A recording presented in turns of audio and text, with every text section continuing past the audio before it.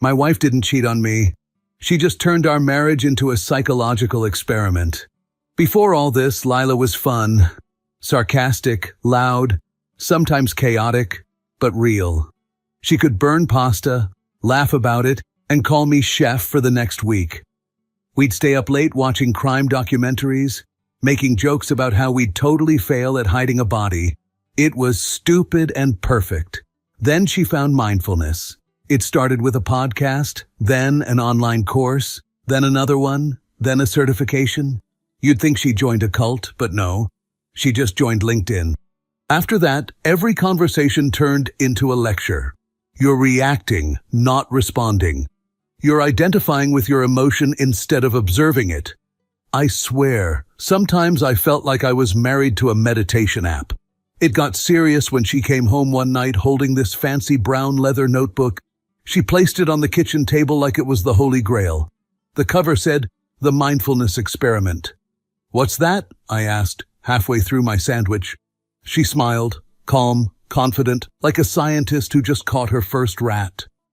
"It's something we can do together. I want to observe our emotional patterns for 30 days. I blinked. Observe?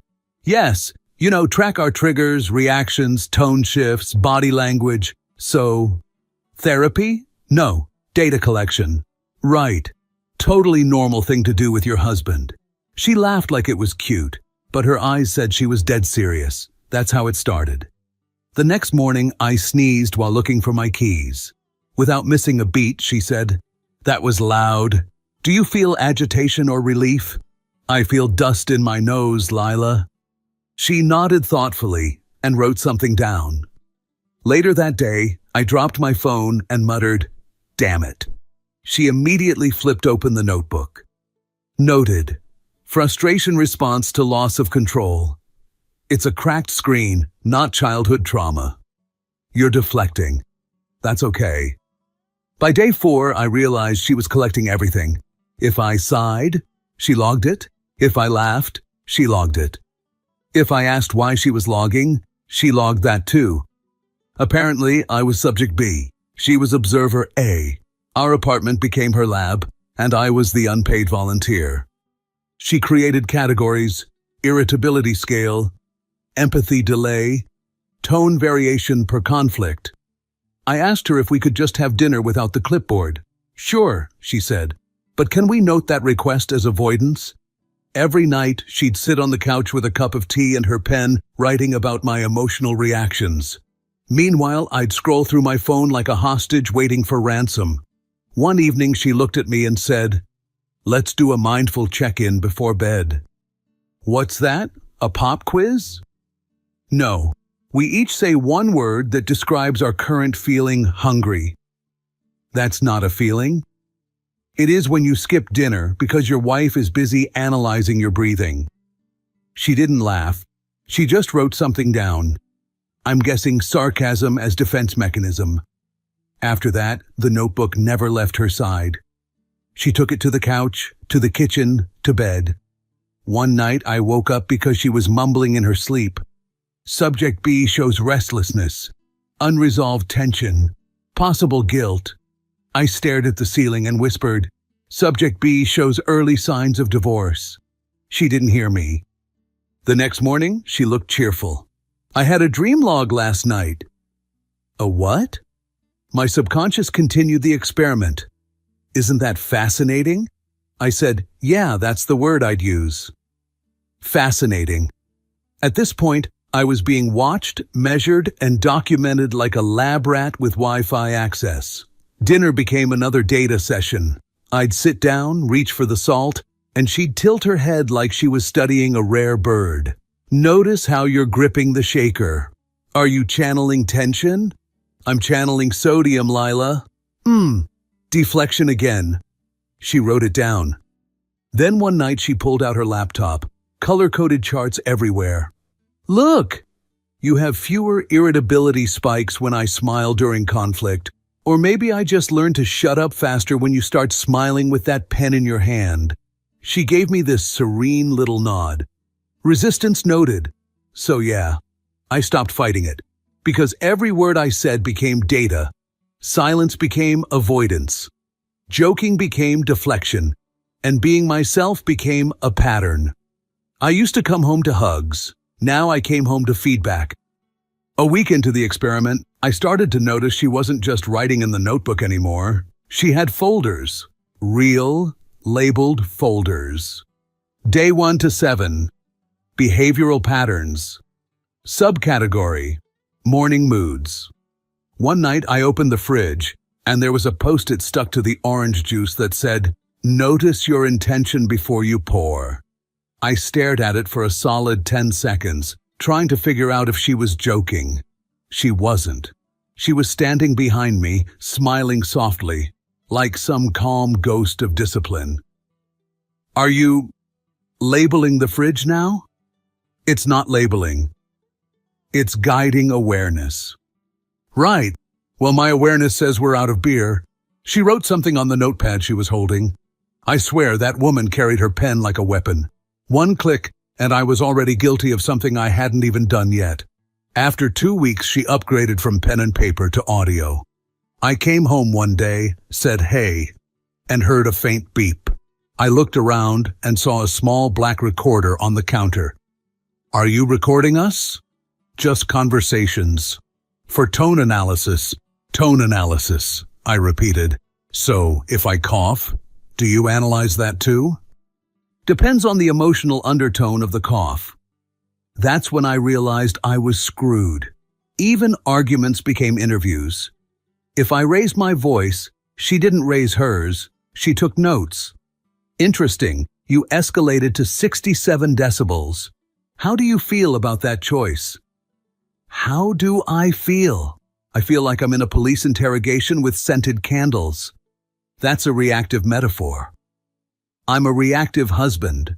She smiled, that peaceful, maddening smile, and scribbled something down.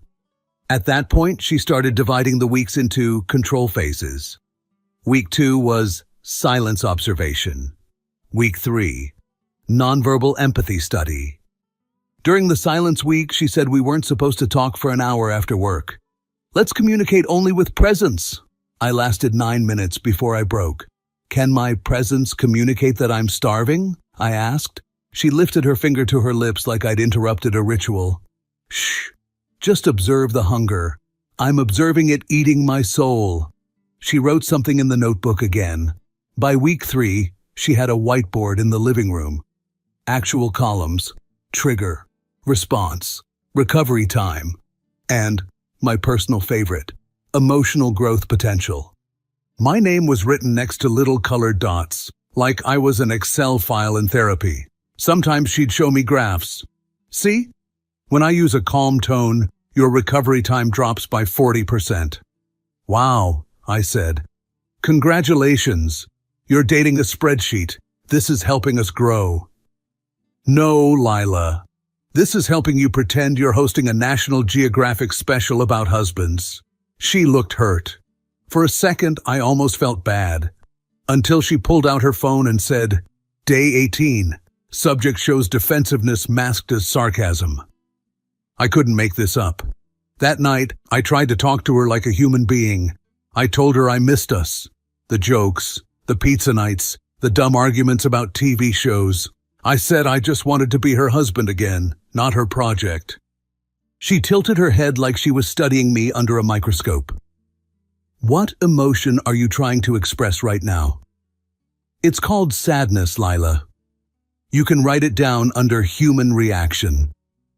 She stared for a long moment, then said quietly, "Maybe your sadness is resistance to growth." And that's when something inside me flipped. I stopped reacting. Not because I wanted peace, because I wanted her to see how insane this all was. She'd say something like, "How was your day?" And I'd reply, "Observed." "Do you feel tired?" "Noting fatigue." "Are you upset?" "Emotion detected." Logging response. She didn't find it funny. She said I was mirroring to deflect accountability. I said, "No, I'm participating in the experiment." After that, she upped her game. She made me start writing reflections. Every night before bed, I had to fill out a self-awareness form. Questions like, "Did you notice a negative emotion today?" What did you learn from your reactions? What would a mindful version of you do differently? I wrote, he'd hide this form. She didn't laugh. The following week, she added a new rule. We couldn't argue without a timer. 3 minutes to express emotion, then 30 seconds to breathe. I felt like I was living in a self-help book written by a robot. Sometimes she'd just stare at me for minutes, silent, observing my breathing. It wasn't romantic. It was evaluation. I couldn't even sneeze without wondering what metric she'd add next. At one point, I asked, "Do you even love me, or just my data?" She looked surprised. "That's a projection." "Lila," I said. "It's a question." She smiled softly. "That's an attachment to validation." I laughed, the dry, exhausted kind. "You know what? You're right. I should detach, emotionally, physically, maybe geographically." She wrote something down, probably avoidant tendencies. The scary part, she didn't even seem cruel. She really thought she was helping. She thought this whole thing was enlightenment, not slow psychological suffocation. One night, she recorded our argument because she said she wanted to analyze patterns of emotional escalation. When I asked her to delete it, she said, "Deleting data would compromise integrity." I said, "You sound like an evil scientist from a Pixar movie." She smiled. "Awareness has no villains." At that point, I stopped trying to convince her. I just watched. And somewhere along the line, I realized she wasn't the only observer anymore. After a while, I stopped resisting the whole thing. I figured, if I can't beat the lab, might as well become part of the experiment. I started carrying my own little notebook. Nothing fancy, just a pocket-sized one from the gas station. The first time she saw it, she smiled. "Oh, you're journaling now?" "Yeah," I said, "for personal growth." She looked proud, like a sensei whose student just bowed for the first time. "That's wonderful. What are you tracking?" "You'll see." That should have been her warning sign. I started small. Every time she corrected my emotions, I wrote it down. Every phrase she used. "You're projecting. That's resistance. Observe your attachment." I had a whole page titled "Common Phrases Used by Self-Aware Dictators." At first, she thought I was joking. Then one night at dinner, she said, "You seem tense." "Noted," I said, writing it down. "What are you doing?" "Logging a pattern." "What pattern?" "The pattern of being told I'm tense while eating soup." She stared at me. I stared back. We looked like two AI bots glitching mid-sentence. From then on, it became war. Quiet, polite, terrifyingly polite war. She'd say, "Let's take a deep breath together." I'd say, "Let's analyze why you need control through synchronized breathing." She didn't like that. A few days later, she tried a new tactic. Nonverbal awareness practice. Basically, silence. Just her watching me, waiting for my reactions. I joined in. So we sat at the kitchen table, both completely quiet, both pretending to be enlightened while silently judging each other's chewing sounds. After 5 minutes, I said, "How's your awareness doing?" "Distracted." "Why?" "Because you keep smirking." "Ah," I said. "Labeling." "Interesting reaction." She exhaled sharply. "You're mocking the process." "No, I'm observing it." Very mindfully, I swear I saw her twitch. A few days later, I started writing my own case notes whenever she'd do something dramatic. Roll her eyes, sigh heavily, start talking in that slow therapist tone. I'd write it down. Example entries. Subject A displays superiority complex disguised as calm. Subject A interrupts spontaneous humor with unsolicited philosophy. Subject A confuses love with diagnostics. By week 5, I had more material than her. She caught me writing one night. "You know, that's not the spirit of the experiment," she said softly. "Oh, it's the evolved version. Peer review." This isn't funny, Mark. It is when you turn marriage into a lab. You should be grateful. I'm providing additional data. You're being cruel. No, I'm being observant. She frowned, and for the first time in weeks, she didn't write anything down. That's how I knew I was finally getting somewhere. Then came the emotional honesty weekend. She announced it like it was a retreat. We'll spend 48 hours in full transparency. No filters, just truth. I said, cool. So, full honesty, I think you've gone clinically insane. That's resistance. See? You can't even let me insult you without analyzing it. It's not analysis, it's awareness. Then my awareness says you need therapy. She inhaled slowly through her nose, the universal signal for, I'm trying to look calm while plotting murder. She said, you're projecting your discomfort onto me, and you're deflecting your humanity onto spreadsheets. That's when she actually laughed. A short, bitter laugh, but still. You think you're funny. I think I'm adapting. She looked at me with this mix of irritation and admiration, like she wasn't sure if she wanted to yell or take notes. After that weekend, something shifted. She stopped using the notebook as often.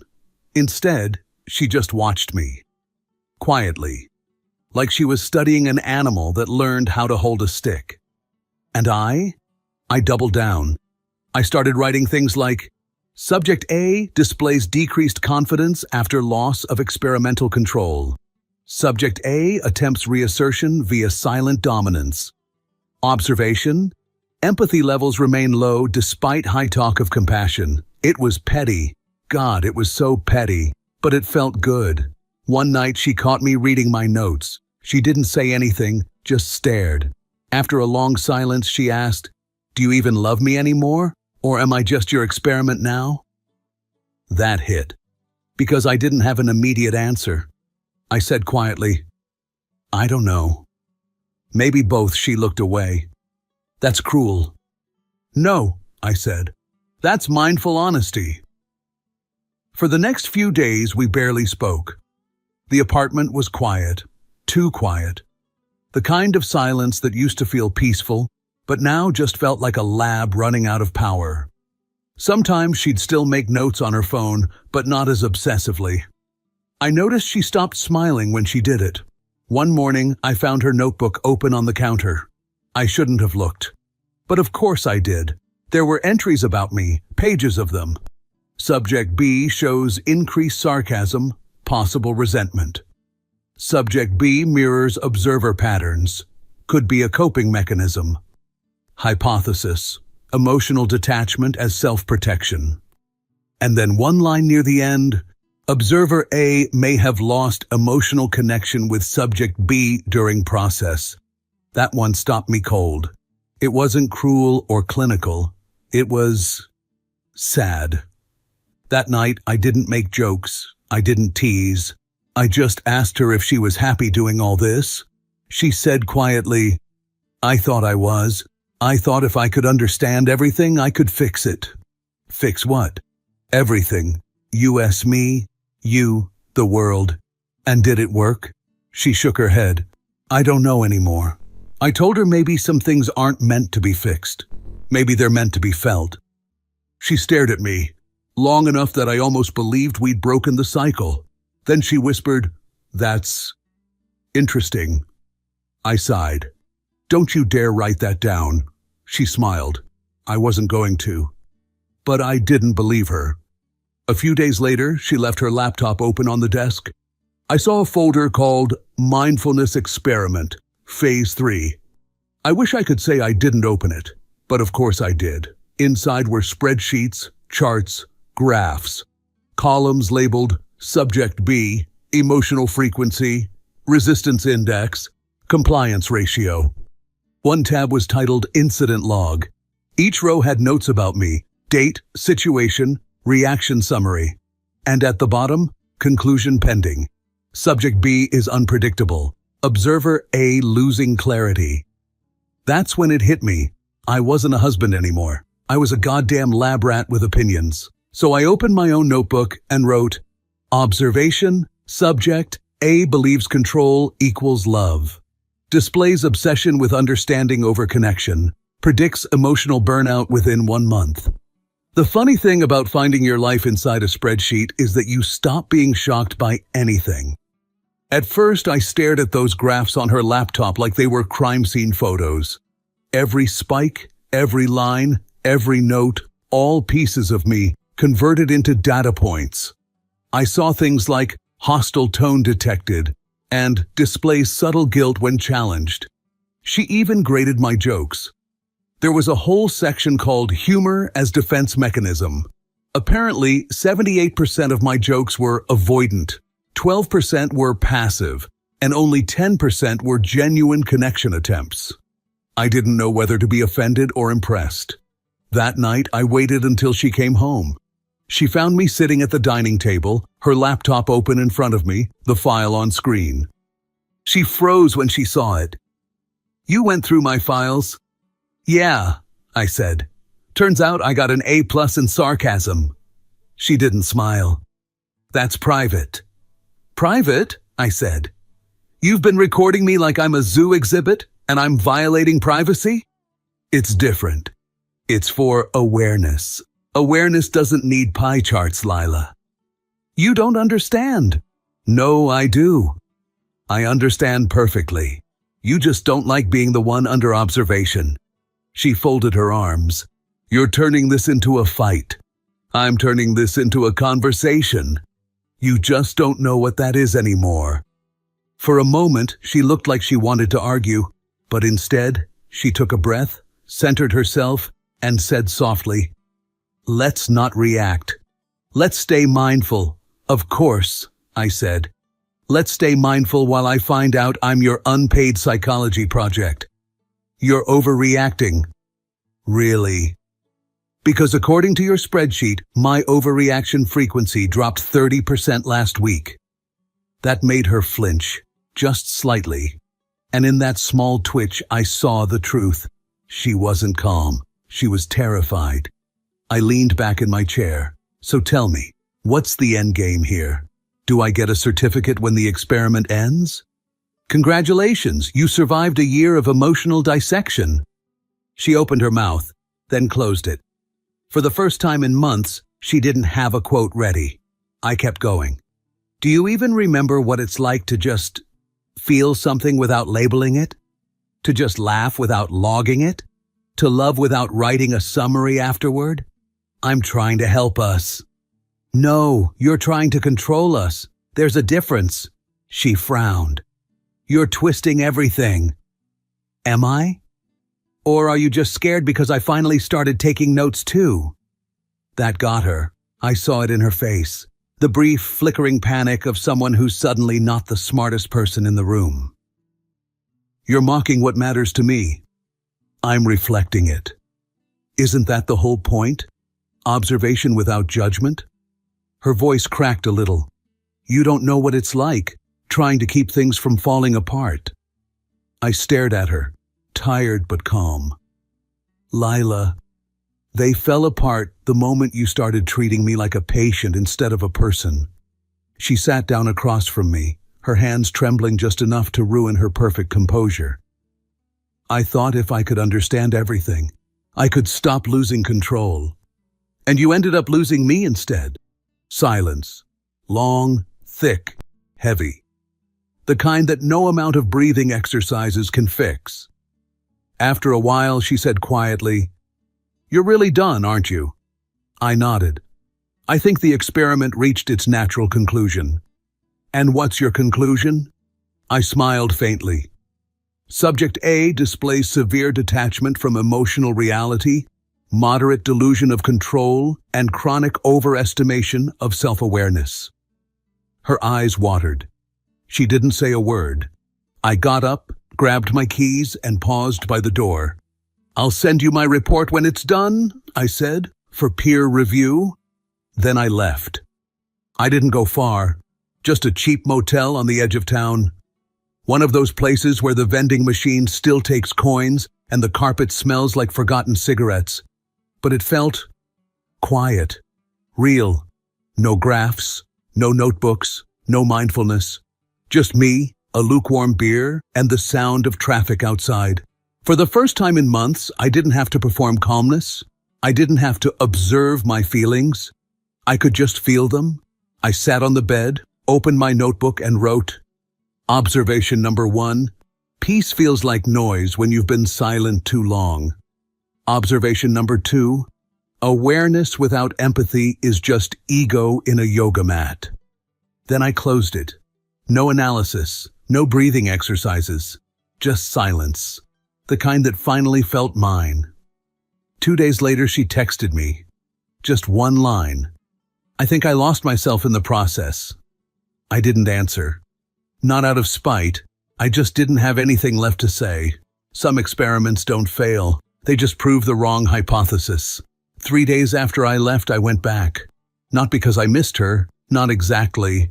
More because I needed to finish the sentence we'd both been writing for months. When she opened the door, she looked smaller somehow. Not physically, just quieter. Like the air had deflated around her. Her eyes were puffy, her voice soft. I didn't think you'd come back. I wasn't planning to, I said. Then I held up the thin stack of papers in my hand. What's that? My report, I said. Observation log, subject A. She blinked. You wrote one? Yeah, peer review, remember? I stepped inside. The apartment looked different. No whiteboard, no open notebook, no sticky notes on the fridge. Just an untouched mug of tea on the counter and silence hanging like dust. We sat across from each other at the same kitchen table where it all started. I slid the pages toward her. You can read it. She hesitated, then opened the first page. Observation log, subject A, Lila. Duration, 6 months. Environment, domestic laboratory, emotionally unstable conditions. Observation number 1. Subject A exhibits chronic need for structure as a substitute for emotional safety. Believes predictability equals peace. Observation number 2. Displays high verbal intelligence and near zero tolerance for ambiguity. Treats empathy as a hypothesis, not an experience. Observation number 3. Shows compulsive documentation tendencies under stress. Uses note-taking to avoid vulnerability. Observation number 4. Struggles to differentiate between understanding a feeling and actually having one. Observation number 5. When confronted with spontaneous emotion from others, defaults to analysis, labeling instead of listening. Observation number 6. Despite intellectual rigidity, demonstrates sincere desire for connection, though sabotaged by fear of losing control. Conclusion. Subject A is not heartless, merely terrified of chaos, and therefore chooses study over surrender. Prognosis. Recoverable if observation ceases. When she reached the last line, her hands were shaking. You really wrote this, she whispered. Yeah, I said, you're not the only one who can turn pain into paperwork. She looked up at me. No walls, no therapist tone, just raw exhaustion. So what happens now? I leaned forward. Now you make a choice. Either we end the experiment and start being human again, or I walk away for good. You'd really leave? I already did, I said quietly. I'm just giving you a chance to call me back. She stared at the report for a long moment, then folded it carefully and set it aside.